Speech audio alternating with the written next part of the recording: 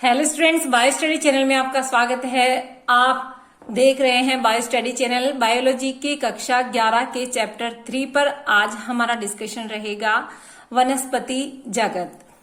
वाइटेकर का वर्गीकरण आप पढ़ चुके हो। वैज्ञानिक वाइटेकर ने पंच जगत अवधारणा दी थी और मोनेरा, प्रोटिस्टा और फंजाई के बारे में आप पिछले वीडियोस में अध्ययन कर चुके हैं। पार्ट फर्स्ट में, चैप्टर 3 के पार्ट फर्स्ट में आज हम शैवाल पे डिस्कस करेंगे। तो बच्चों देखते रहिए शैवाल क्या होते हैं। वनस्पति जगत यानी प्लांट्स की स्टडी, और प्लांट्स की किस तरह की स्टडी, जिसमें विकासीय क्रम पर आधारित जो स्टडी है शैवाल, ब्रायोफाइट्स, टेरिडोफाइट्स, जिम्नोस्पर्म और एंजियोस्पर्म के बारे में हमारे टॉपिक चलेंगे।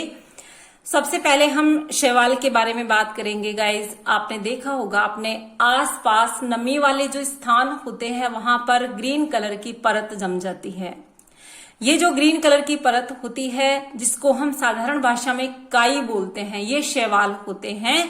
और ये जो शैवाल होते हैं ये फोटोसिंथेसिस की प्रक्रिया करते हैं पौधों के अंदर। जैसा कि आप जानते हैं मोनेरा, प्रोटिस्टा, फंजाई जगत के बारे में आपने पढ़ा है। प्लांटी जगत के बारे में आते ही आपने देखा कि फोटोसिंथेसिस की प्रोसेस इनमें होती है, यानी प्रकाश संश्लेषण की क्रिया ये कर सकते हैं। वातावरण की CO2 को फिक्स करते हैं, यानी कि CO2 का बहुत सारा भाग ये काम में लेते हैं और O2 देते हैं। प्रकृति में O2 की मात्रा, ऑक्सीजन की मात्रा बढ़ाते हैं। शैवालों के वर्गीकरण की बात करें या वनस्पति जगत की वर्गीकरण की बात करें तो पहले जो वर्गीकरण काम में लिया गया था आकारिकीय गुणों के आधार पर वर्गीकरण किया गया था। पत्तियों की संख्या और आकृति के आधार पर वर्गीकरण किया था वैज्ञानिकों ने। और इस तरह के जो कायिक अंग या पुमंग की संरचना के आधार पर वर्गीकरण दिए गए, ये ऐसे वर्गीकरण थे जिसमें संबंधित स्पीशीज को अलग कर दिया गया था। बहुत कम गुणों पर यह आधारित थे। कायिक और लैंगिक गुणों को समान मान्यता दी गई थी। और इसी तरह से कई ऐसे जो है प्लांट्स रह गए जिनको वर्गीकरण में नहीं लिया गया, इसीलिए ये वर्गीकरण अमान्य या अस्वीकार कर दिया गया। बाह्य गुणों के आधार पर इस वर्गीकरण को अमान्य कर दिया गया। इसके बाद जो वर्गीकरण के आधार अपनाए गए उनमें प्राकृतिक वर्गीकरण था। बच्चों, प्राकृतिक वर्गीकरण में प्राकृतिक संबंधों का अध्ययन, बाह्य गुणों के साथ साथ भीतरी गुणों का अध्ययन, जैसे कि अल्ट्रा स्ट्रक्चर, एनाटॉमी यानी बॉडी की स्ट्रक्चर, प्लांट्स की स्ट्रक्चर, एम्ब्रियोलॉजी यानी भ्रूण विज्ञान का इसमें सहारा लिया गया। पादप रसायन के आधार पर इस वर्गीकरण को बनाया गया, जिसमें पुष्पी पादपों के इस वर्गीकरण को जॉर्ज बेंथम और जोसेफ डाल्टन हुकर ने ये वर्गीकरण बताया था। वर्गीकरण की ये पद्धति बेंथम और हुकर की दी हुई है। इन्होंने प्राकृतिक वर्गीकरण में प्राकृतिक संबंधों को और बाह्य गुणों के साथ साथ भीतरी गुणों को लिया। वर्तमान में हम जातिवृत्तीय वर्गीकरण तंत्र का अध्ययन करते हैं जो कि विकासीय क्रम पर आधारित है, यानी पौधों का विकास किस तरह से हुआ है, निम्न श्रेणी से उच्च श्रेणी वाले प्लांट्स कैसे बने हैं। इनमें सबसे पहले हम स्टडी करेंगे शैवाल। जैसा कि मैंने आपको बताया कि जो नमी वाले स्थान है जहां पानी गिरता है वहां पर ग्रीन कलर की आप पट्टी बन जाती है, वो होती है शैवालों की। किस तरह के हैबिटेट होते हैं शैवाल के? ये जो शैवाल होते हैं ये क्लोरोफिल युक्त होते हैं। बच्चों ध्यान रखिएगा, क्लोरोफिल युक्त होने का मतलब जैसे पत्तियों में क्लोरोफिल होता है तो वो फोटोसिंथेसिस की क्रिया कर लेती है। जैसा कि हम कवक के बारे में पढ़ चुके हैं, कवक या फंजाई या छत्रक जो होती है वो मृत जीवी कंडीशन में होती है, अपना भोजन स्वयं नहीं बनाते। लेकिन शैवाल ऐसे होते हैं जो क्लोरोफिल युक्त होते हैं और अपना भोजन स्वयं बनाते हैं। सरल थैलोइड यानी थैले के आकार के, स्वपोषी और मुख्यतः जलीय। जलीय में अलवण जलीय भी होते हैं और समुद्री भी होते हैं। इनके हैबिटेट्स में ये जो है कहीं पे भी ग्रो कर जाते हैं। पत्थर, नमी युक्त स्थान, मिट्टी, लकड़ी सभी पर ये मिल जाते हैं। कवक जो है लाइकेन, के रूप में ये शैवाल और कवक दोनों लाइकेन के रूप में भी पाए जाते हैं, प्राणियों के साथ भी मिलते हैं।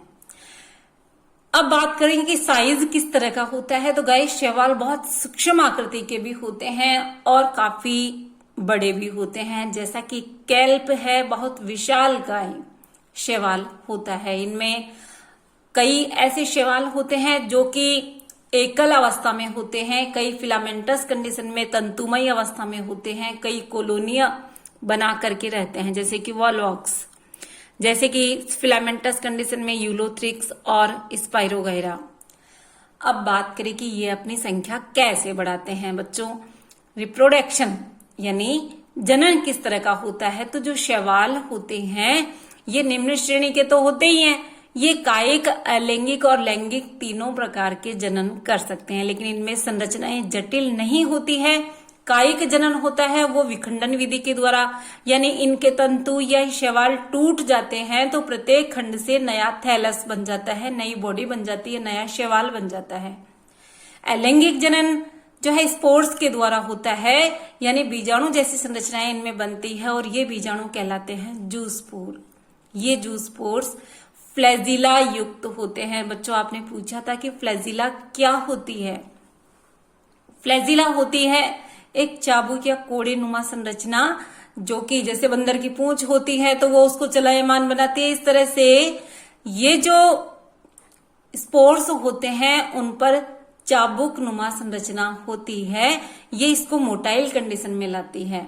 जो बीजाणु होते हैं इन बीजाणुओं को मोटाइल कंडीशन में या चलायमान कंडीशन में लाती है, और जैसे ही स्पोर्स अनुकूल माध्यम में अंकुरित होते हैं तो नए पौधे बन जाते हैं। ये तो हुआ कायिक और अलैंगिक जनन। अब बात करें लैंगिक जनन की। लैंगिक जनन में युग्मक बनते हैं, और युग्मक सिंपल युग्मक बनते हैं जो कि फ्लैजिला युक्त, यानी कि कोड़े नुमा संरचना, इनके ऊपर एक धागे नुमा संरचना होती है जो कि फ्लैजिला कहलाती है, और ये सिंपल युग्मक बनते हैं जिनपे फ्लैजिला पाई जाती है, जैसे कि यूलोथ्रिक्स शैवाल में, या फ्लैजिला विहीन भी शैवाल होते हैं। ये जो है समान माप वाले युग्मक बनाते हैं, जैसा कि स्पाइरोगायरा में ऐसे शैवाल जिनमें समान माप के युग्मक बनते हैं, युग्मक बनेंगे उनको हम कहेंगे समयुग्मकी। ऐसे जनन को समयुग्मकी। और ये जो विभिन्न माप वाले दो युग्मक संगलित होंगे तो उनको कहेंगे असमयुग्मकी। क्या कहेंगे उनको? असमयुग्मकी। जैसा कि यूडोराइना में। इसके कुछ स्पीशीज विषम युग्मकी लैंगिक जनन में भी एक बड़े अचल यानी स्थैनिक मादा युग्मक से छोटा चलायमान नर युग्मक संगलित होता है, जैसे कि वॉलवॉक्स और फ्यूकस। गाइज आपने देखा कि लैंगिक जनन असमयुग्मकी, समयुग्मकी और विषम युग्मकी तीनों प्रकार का पाया जाता है। इसका मतलब है कि शैवालों में लैंगिक जनन संभव है और युग्मक बनते हैं। अब बात करें कि शैवाल जो प्रकृति में देखते हैं वो किस किस तरह के होते हैं, कौन कौन से कलर्स में होते हैं, कैसी इनकी कोशिका भित्ति होती है, किस तरह का इनका स्ट्रक्चर होता है। गाइज आपके सामने है स्ट्रक्चर से एक बोलनुमा स्ट्रक्चर आप देख रहे हैं। ये बोलनुमा स्ट्रक्चर है, ये शैवाल की है जो कि कॉलोनी बनाई हुई है, संतति कॉलोनी और जनक कॉलोनी आपके सामने है इस तरह की। ये जो है वोल्वॉक्स शैवाल है, और ये जो आप फिलामेंटस कंडीशन में देख रहे हैं ये है यूलोथ्रिक्स। ये ग्रीन एल्गा है, यानी कि हरित शैवाल है। शैवालों की हम 3 कैटेगरी पढ़ेंगे, हरित शैवाल, भूरे शैवाल और लाल शैवाल। नाम से आपको क्लियर हो रहा है, ये ग्रीन एल्गी है, ये ब्राउन एल्गी है और ये रेड एल्गी है। एग्जाम्पल्स इनके सामने हैं। हरित शैवाल के वॉलवॉक्स और यूलोथ्रिक्स, भूरे शैवाल के लैमिनेरिया और फ्यूकस। इसी तरह से रेड एल्गी, पोरफायरा और पोलिसाइफोनिया। गाइस स्ट्रक्चर्स आप देख लीजिए किस किस तरह के स्ट्रक्चर्स इनके मिलेंगे। ये है शैवाल की स्ट्रक्चर्स, जिसमें स्टेबल यानी एक स्थान पर स्थानबद्ध शैवाल, चलायमान कंडीशन वाले दोनों ही आपके सामने हैं।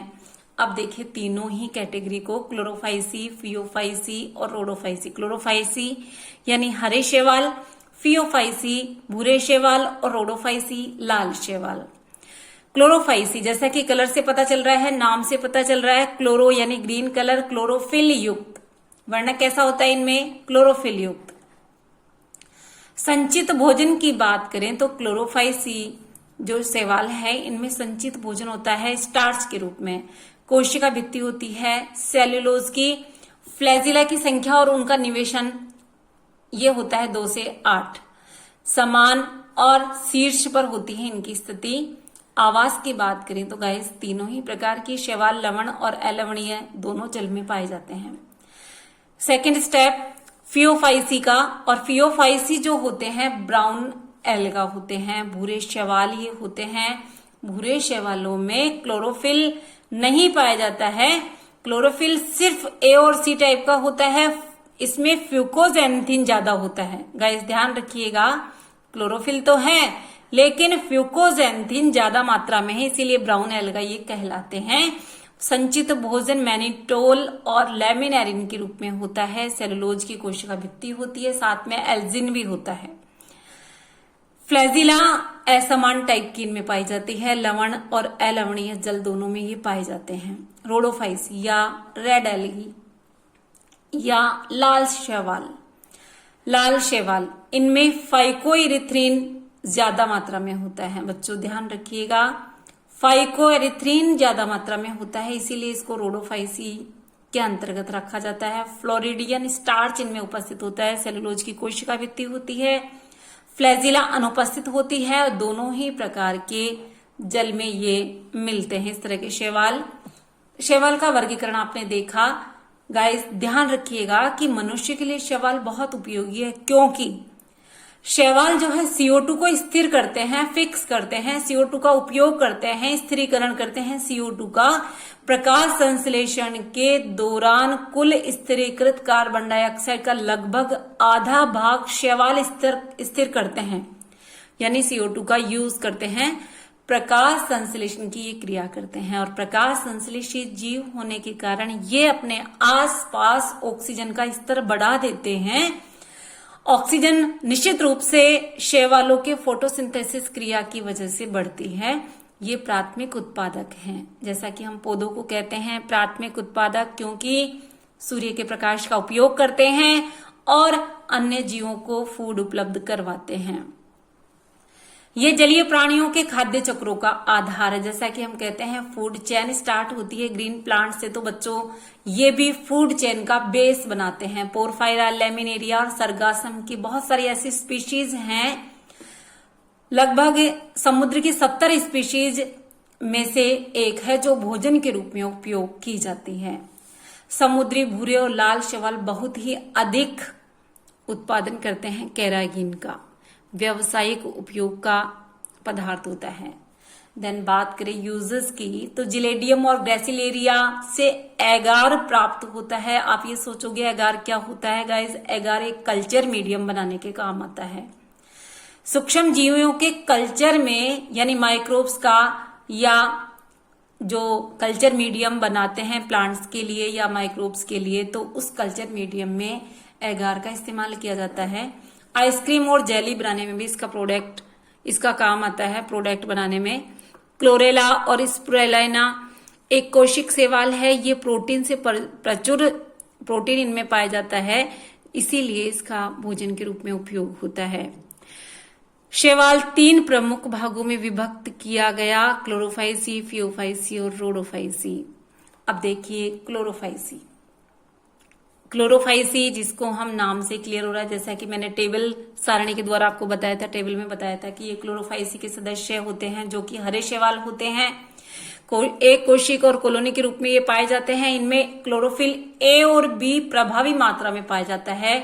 क्लोरोप्लास्ट बहुत अच्छे से पाया जाता है। क्लोरोप्लास्ट किस किस तरह का हो सकता है? ये डिस्क शेप में होता है, प्लेट की तरफ जालिका नुमा, कप शेप, इस तरह के क्लोरोप्लास्ट रिबन के आकार के हो सकते हैं। क्लोरोप्लास्ट में पायरिनोइड पाया जाता है और पायरिनोइड स्टार्च इनमें उपस्थित होते हैं। ये ड्रॉपलेट्स के रूप में, ऑयल ड्रॉपलेट्स के रूप में भी भोजन संचित करते हैं। कठोर कोशिका भित्ति इन पे पाई जाती है जो कि सेल्यूलोज और बाहरी भित्ति पैक्टोज की बनी होती है। अंदर वाली सेल्यूलोज की और बाहरी पैक्टोज की बनी होती है। अब बात करें क्लोरोफाइसी के सदस्यों में कि जनन कैसा होता है। गाइज, जैसा कि मैंने बताया कि शैवालों में विखंडन की प्रवृत्ति के द्वारा भी शैवाल नए शैवाल बनाते हैं।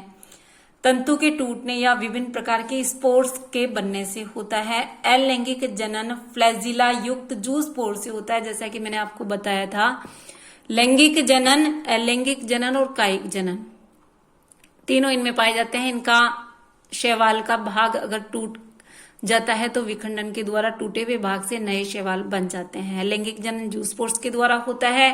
जू स्पोरेंजियम में बनते हैं, यानी कि चल बीजाणुधनी पे बनते हैं। लैंगिक जनन में लैंगिक कोशिकाओं के बनने में बहुत भिन्नता दिखाई देती है, क्योंकि जैसा कि मैंने आपको क्लियर किया था, समयुग्मकी, असमयुग्मकी और विषम युग्मकी टाइप के युग्मकीय बनाते हैं, जिनके एग्जाम्पल्स है जैसे कि Chlamydomonas, Volvox, Ulothrix, spirogyra etcetera. इनमें ये समयुग्मकी, विषम युग्मकी और असमयुग्मकी प्रकार के युग्मक बना सकते हैं और लैंगिक जनन करते हैं। देन फियोफाइसी, बच्चों भूरे शैवाल। भूरे शैवाल, जैसा कि मैंने आपको बताया कि ये भूरे शैवाल, इनके अंदर फ्यूकोजेंथिन की मात्रा बहुत ज्यादा होती है। इनमें भी बहुत छोटी आकृति के और बहुत बड़े हो सकते हैं। कैल्प जो होता है 100 मीटर ऊंचाई तक का, ये इन्हीं में आता है। फिलामेंटस कंडीशन में एक्टोकार्पस होता है। सरल शाखित से लेके काफी जटिल संरचना वाले होते हैं ये। क्लोरोफिल ए और सी, कैरोटिनॉइड्स और ज़ैंथोफिल इनमें पाए जाते हैं। इनका रंग जैतूनी हरे रंग से लेकर के भूरे रंग के विभिन्न शेड्स तक का हो सकता है। ज़ैंथोफिल वर्णक फ्यूकोजेंथिन की मात्रा पर निर्भर करता है। इनमें भोजन जो है कार्बोहाइड्रेट के रूप में संचित होता है। तो भूरे शैवालों के बारे में समझ में आया। बहुत छोटी संरचना से बड़ी संरचना तक के होते हैं।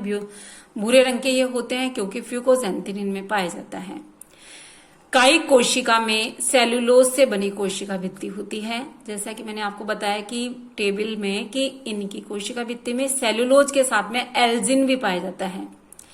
रसधानी और केंद्रक होते हैं और ये क्या स्थानबद्ध होते हैं, सबस्ट्रेट सिस्टम से जुड़े होते हैं। जैसे पत्ती होती है और पत्ती का एक वृंत होता है, इस तरह की स्ट्रक्चर इनकी होती है। फोटोसिंथेसिस अंग होता है इनमें पत्ती की तरह का। कायिक जनन विखंडन की विधि के द्वारा होता है। अलैंगिक जनन जूस्पोर्स के द्वारा होता है। और फ्लैजिला इनमें असमान पाए जाते हैं युग्मक के अंदर, जो कि लैंगिक जनन में काम आते हैं। अब बात करें लैंगिक जनन की, जैसा कि क्लोरोफाइसी में आपने पढ़ा था, समयुग्मकी, असमयुग्मकी और विषम युग्मकी हो सकते हैं। तो बच्चों इसमें भी यही होता है कि समयुग्मकी, असमयुग्मकी और विषम युग्मकी टाइप के युग्मक बनते हैं। और संगम जो है युग्मकों का वो जल में या अंडधानी में हो सकता है। युग्मक जो है नाशपाती के आकार के होते हैं। इनमें 2 फ्लैजिला होते हैं। इनके एग्जाम्पल्स है Ectocarpus, Dictyota, Laminaria, Sargassum. Then Rhodophyceae यानी कि लाल शैवाल। लाल शैवाल में जैसा कि नाम आते ही आपको पता चल जाना चाहिए, फाइकोएरिथ्रिन। इनमें रेड कलर का वर्णक होता है, लाल कलर का वर्णक होता है, फाइकोएरिथ्रिन पाया जाता है। और ये लाल शैवाल समुद्र में पाए जाते हैं, समुद्र की गहराई में। और जहां प्रकाश संश्लेषण या प्रकाश की मात्रा बहुत कम होती है वहां भी ये उपस्थित होते हैं। कहने का मतलब है कि सभी तरह की कंडीशंस में ये मिलते हैं। इनका जो थैलस होता है, यानी इनका बॉडी स्ट्रक्चर होता है, इनकी जो संरचना होती है वो बहुकोशिक होती है। संरचना बड़ी जटिल भी होती है। भोजन जो है फ्लोरिडियन स्टार्च के रूप में संचित होता है। स्टार्च की रचना एमाइलो प्रोटीन और ग्लाइकोजन की तरह होती है। अब बात करें कि रोडोफाइसी के सदस्यों में जनन कैसा होता है, तो गाइस जनन के बारे में मोस्टली आपने यही देखा कि कायिक जनन विखंडन के द्वारा, अलैंगिक जनन स्पोर्स के द्वारा और लैंगिक जनन अचल युग्मकों के द्वारा होता है। लैंगिक जनन में विषम युग्मकी प्रकार के युग्मक बन सकते हैं और निषेचन के बाद इनका विकास होता है। जैसा कि एग्जाम्पल इनके देखें हम, पोलिसाइफोनिया, ग्रेसिलेरिया, पोरफायरा, जिलेडियम, ये इनके एग्जाम्पल्स हैं। गाइज आपने आज शैवालों के बारे में अध्ययन किया पार्ट 1 में, अध्याय 3 जिसमें पार्ट फर्स्ट में शैवालों के बारे में आज आपने अध्ययन किया है। बहुत अच्छे से आपने समझा होगा, उम्मीद करती हूँ कि समझ में आया होगा। स्टेप बाय स्टेप इस लेसन को हम आगे पढ़ेंगे। पार्ट फर्स्ट में शैवाल आज आपने पढ़े हैं, नोट्स बनाइए। चैनल को सब्सक्राइब नहीं किया है तो चैनल को सब्सक्राइब कर दे, कमेंट्स करें, और आपको कुछ नहीं समझ में आया तो आप मुझे कॉल करके बता सकते हैं। Okay guys, thanks for watching.